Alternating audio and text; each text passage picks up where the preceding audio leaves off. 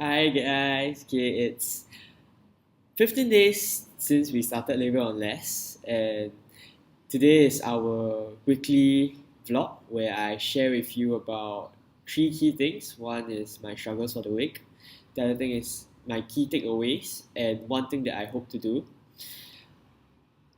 And I've been told to smile more to the camera because I think I look a bit fierce or what, but I'll try, okay? Uh, So one struggle that I face is after 2 weeks of living on less is the fact that I'm starting to feel homesick. I miss the interactions with my family. At home I will disturb my sis will disturb me, and at the end of the day we are all still siblings and we will still make peace. And yeah, so just hanging out with them, just watching TV or just having a conversation with them is something that I miss because right now I'm alone with Nicholas. Yeah, and it's very different, I would say. And I also miss having to just put my clothes in the the the, the basket. Then after that, my mom would actually wash the clothes and I would fold them. So these are things that I miss, and living on my own right now with Nicholas, we have to wash the clothes ourselves, we have to clean the toilets, we have to cook our own dishes, we have to maintain the house. And mom, I think it is really not easy. It's not easy to have to do all this. And since it's Father's Day, I also cannot neglect my dad. My dad does the mopping and vacuuming of the floor, and yeah, I think as parents who work and having to juggle and manage the house, it is not an easy task. And because I'm working as well as managing and juggling the household chores as well, um, I can say that you guys are have put in a lot of effort and put in a lot of energy just to ensure that your kids are all right. And I think it's not just my parents, but there are many parents out there who have done so and are continuing to do so. And it's not easy, and I thank you all for your sacrifices for your kids. And if you ask me what is one key takeaway, I would say that even as I've been working for the last 10 over days, I think I'm starting to see and appreciate um, blue collar workers more for what they're doing. And I think use of my generation, we are with the push for education, we'll probably get a degree and we'll probably start work in an office job, which is a lot more comfortable. And as people who work in offices, we tend to be the consumers. So we tend to purchase the final goods and services and consume it for ourselves.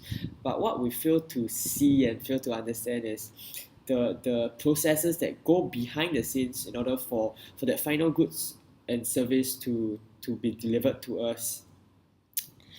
Yeah, so what do I mean? Let me just share with you an example. So because I work in a supermarket and I'm doing fruits, okay, let me just give you an example of an apple.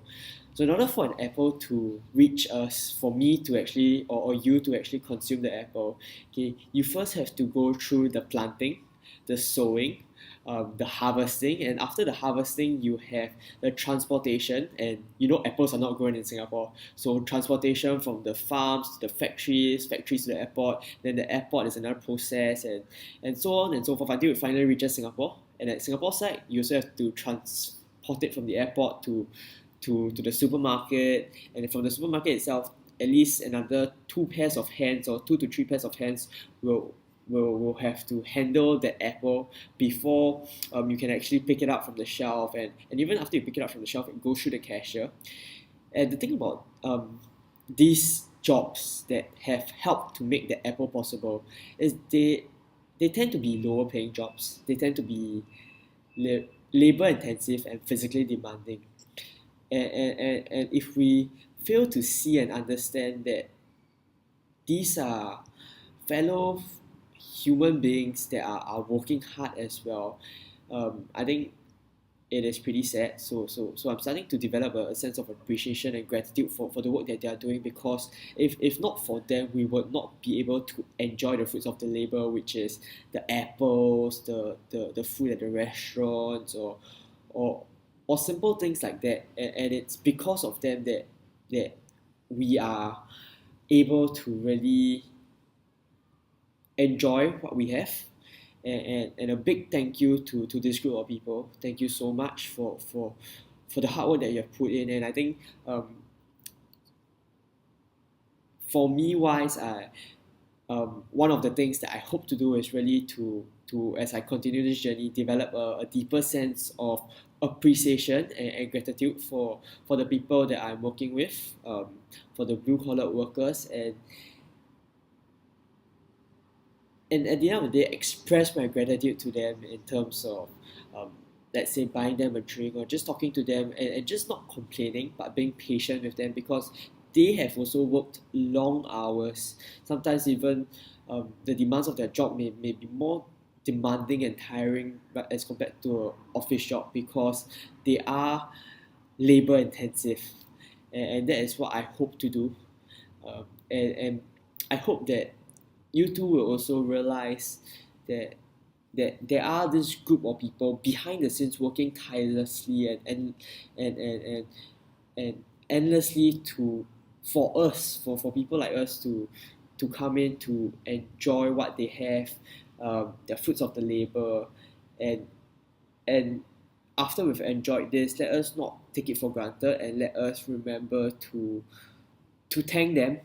Yeah, I think Chinese has this saying. I think 饮水思源, if I'm not mistaken. Okay, my Chinese is terrible, but yeah, what 饮水思源 means. It means to go back to the source and to be grateful for the source. So that is what I want to do personally, and even as I embark on the next 6 weeks to further appreciate this group of people. Yeah, so that's all for me. I know it's a very long video, but I hope you aren't bored by it, and I'll see you again next week. So take care. Bye bye.